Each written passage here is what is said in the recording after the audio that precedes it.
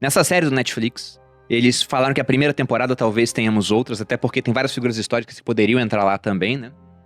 Faltou muita, se fosse colocar assim. Exatamente. Eles colocam 6 episódios e cada episódio tem um nome que seria uma regra principal. Só que dentro dessas regras, há certas táticas a serem seguidas para alcançar aquele objetivo. Eles começam no episódio 1 falando que a primeira regra é como tomar o poder. Aí conta a história do Hitler. Em breves, né, trechos, mais ou menos meia hora de episódio cada um. Depois ele vai pra regra 2, que acabe com os rivais. E aí pega o Saddam Hussein. Na regra 3, reine pelo terror.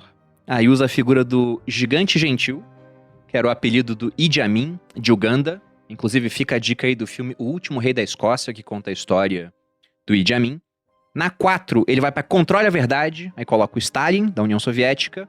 Na 5, cria uma nova sociedade, e ele fala do Muammar Gaddafi da Líbia. Esse eu assisti. E esse episódio, pra mim, é um dos melhores. Talvez ele perca um pouquinho pro último, que é Governe para Sempre, com a história de tiranos muito bem-sucedidos, que é a família Kim, da Coreia do Norte. Já é a terceira geração Por isso que eu vim. no poder.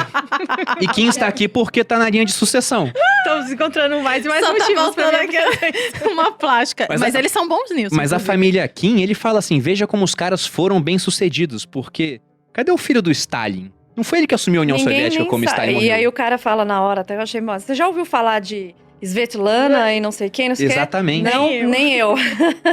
Porque desses tiranos aqui todos, alguns ficaram no poder durante bastante tempo, Muammar Gaddafi ficou durante quase 5 décadas, mas o camarada no final ele acabou caindo. A gente pode até fazer uma analogia, Teve um né? fim trágico também, Teve né? um fim trágico. Ele coloca o motivo pra isso lá também.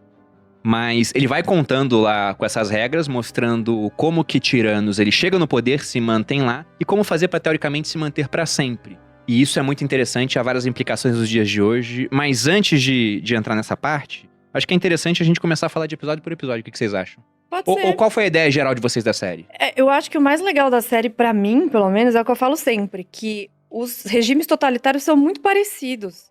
Independentemente de qual crença você tem, de qual espectro político ele se encaixa. Até porque, conforme o mundo foi evoluindo e foram acontecendo as coisas, os espectros também foram se adaptando, mudando um pouco. Antes era só muito essa coisa da esquerda-direita, depois ela se ramificou bastante. Então, você pode falar que você é de direita e ser de vários pensamentos diversos. A mesma coisa à esquerda, né? Tem mais centro, mais extremo e tal. Mas os regimes autoritários sempre se parecem.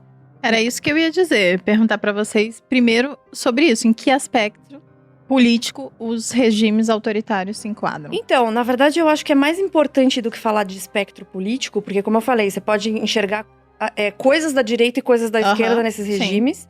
Mas a economia, a ideia de autoridade central, planejada pelo Estado, etc., é sempre a mesma. E tem uma parte, um dos episódios que eu gostei mais, foi quando ele falou, não lembro qual que era das táticas, mas ele falou que o mais importante para você ser um tirano é você controlar os recursos naturais. Saddam Hussein.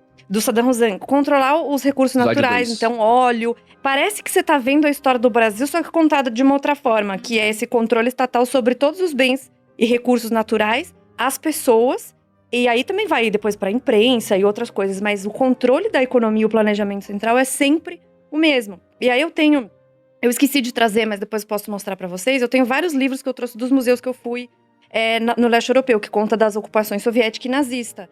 E é muito parecido, então assim, e essa série eu acho que deixou muito claro isso, né, como eles se parecem na questão de megalomania, narcisismo, então são características próprias deles, psicológicas, e que vão para todo o outro resto. Então assim, mas eu acho que é de direita ou de esquerda. Esquece isso.